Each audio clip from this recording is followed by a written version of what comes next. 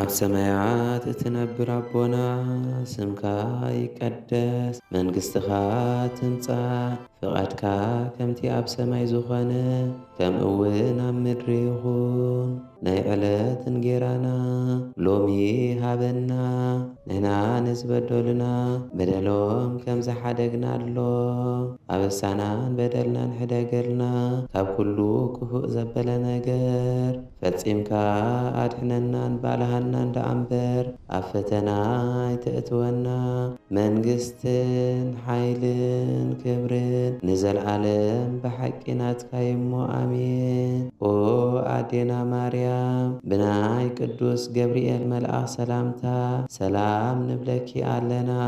ብሕልናኺ ድንግል ኢኺ ብስጋኺ እውን ድንግል ኢኺ ኣደ እግዚኣብሔር ጸባኦት ጐይታ ሰራዊት ሰላም ንብለኪ ኣለና። ንስኺ ካብ ኣንስቲ ዝተፈለኺ ብርኽቲ ኢኺ ፍረ ማኅፀንኪ እውን ብሩኽ እዩ።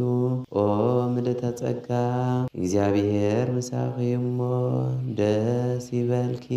ኃጢአትና መታንክሰሬልና ናብ ፍቁር ወድኺ ኢየሱስ ክርስቶስ ምእንታና ምሕረት ለምንልና።